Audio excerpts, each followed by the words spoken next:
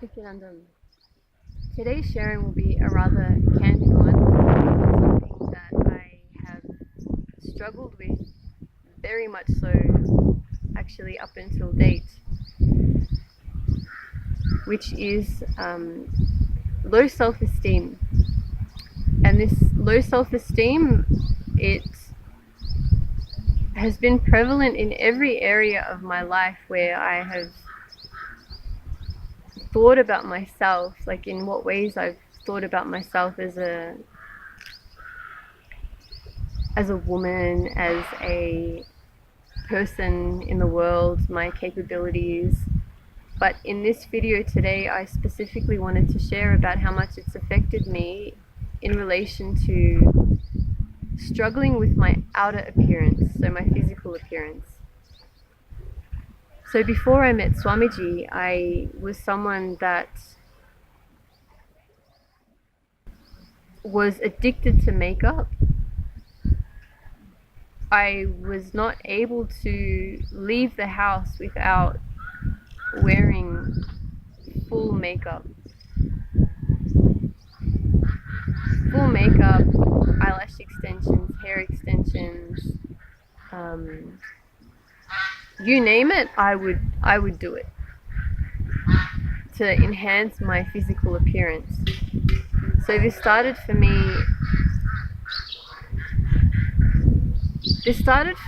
probably from the age of about 16, where I started trying to change how I look on the outside, like dyeing my hair and all these kinds of things. But I think it was from the age of 13 where I started becoming self-conscious of my physical appearance. Actually, this is not true. It started from younger than that. In primary school, I can remember some incidents where I had some interactions with some of my teachers, actually, funnily enough, from primary school, and some of the things they said. I was always quite tall, and they made comments about that which I took in a negative way. Anyhow, it was from the age of about 13, 14, when I was in high school, that I experienced the boys in our high school. They started rating not just me, but all of the girls in our class, and they would rate us in, attractiveness from a scale of like 1 to 10, and I was always on the lower end of the spectrum.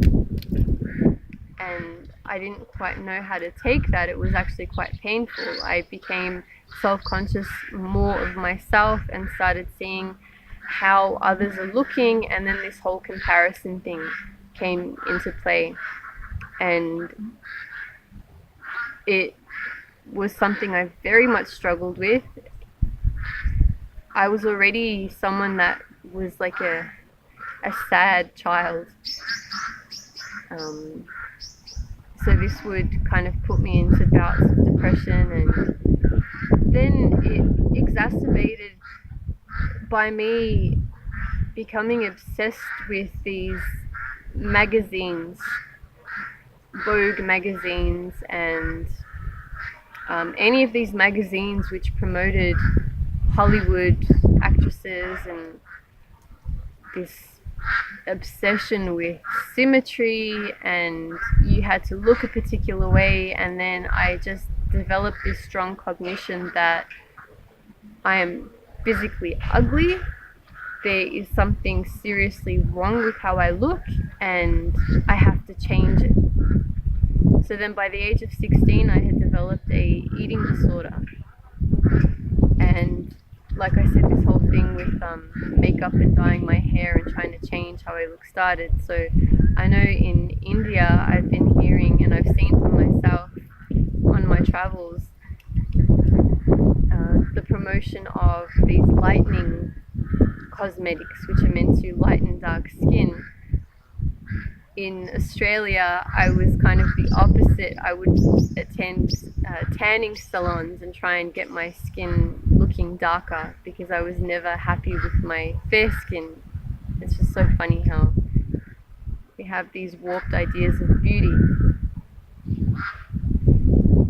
nevertheless, it wasn't until I found Swamiji, actually, I attended Inner Awakening. So it's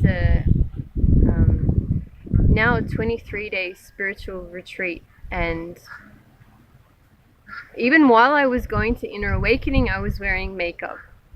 And I felt that I had to wear makeup. This whole idea of myself and my looks, I felt that unless I was wearing it, I wasn't pretty. It was just so much ingrained in me. It was like so deeply in my system. I really believed that if I'm not wearing makeup, I am just not attractive. It was such a strong cognition.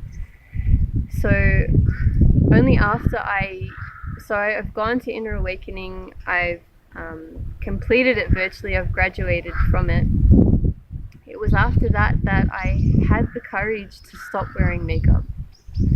So there was just something, some courage and a space of powerfulness that was reclaimed in me that I never had before, where I felt like, okay, I don't need it. Some kind of a healing had happened where I felt brave enough not to have to wear it anymore. And I can safely say this is one of the breakthroughs that I've had in my life, where I dropped the dependency on having to cover myself up. It was literally just when I started looking in and seeing how much pain I was carrying inside of me, I could see that it was just a mask so that people wouldn't see what's lying underneath. And yeah, I can say that if it wasn't for Swamiji, I don't really know where I would have ended up in my life. I got to a point right before I found Swamiji where you can even, my work colleagues can attest to how obsessive I was. It got to a point where I was literally obsessed about my looks. I was planning for plastic surgery. So if I had had the money, I surely would have had a nose job. I surely would have cut myself up in all different kinds of ways that I can't even imagine. So I'm so grateful that I haven't, and I'm so grateful that I found Swamiji when I did, because I would have wasted my money. I would have wasted my life in pursuit of something so superficial. But it's so funny when I think back, it was so important to me. It was so important to me to look a certain way. I remember I would literally cut these models, their pictures out of these magazines, and I would torture myself about having to look like them. And the fact that I didn't, I was so angry with life. It was just a torturous thing. Our perceptions about beauty, I learned only after finding Swamiji, they're purely our thoughts, actually. I could see that they're just perceptions, and a lot of these perceptions have been spoon-fed to me when I was most vulnerable, and understanding that I don't have to run behind these thoughts was tremendously healing. So one of the things that I wanted to share is that Inner Awakening, it's not just 23 days and then that's it, it's finished. It's the start of the rest of your life in moving from a powerless space into a space of complete, maybe not complete, but the journey towards being a complete and powerful being, the way you deserve to be. So I can say it's one of the greatest investments, in that it equipped me with the tools to then look in and see the same powerlessness that I was carrying towards my physical appearance. In what other ways am I carrying it in other dimensions of my life? So it's literally the greatest investment. I think I've said this already, but I really want to reiterate that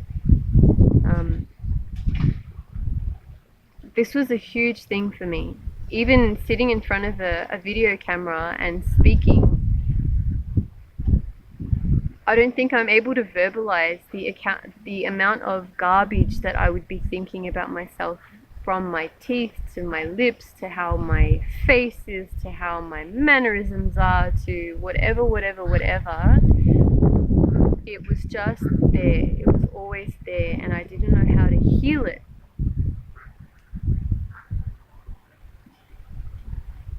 And my God, I'm I'm just so happy that it's something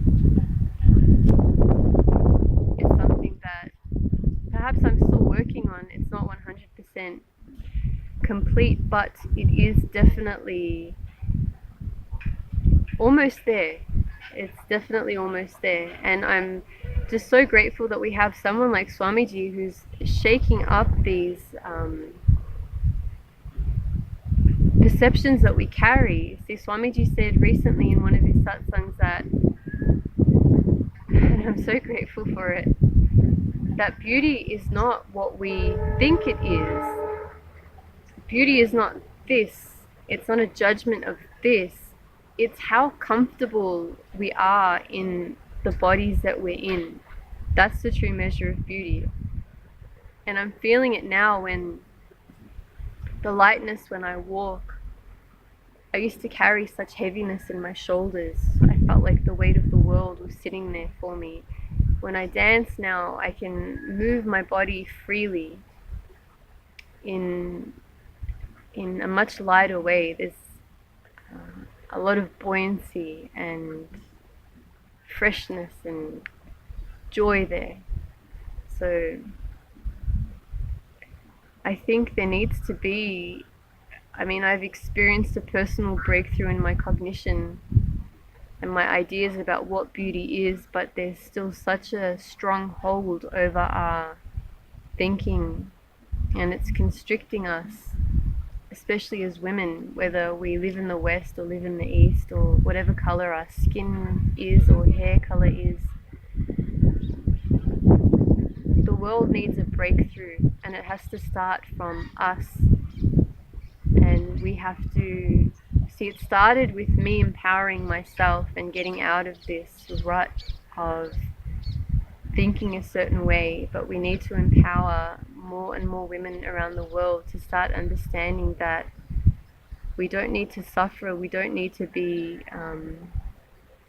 dictated to, but how we should feel and be pressured to look a certain way.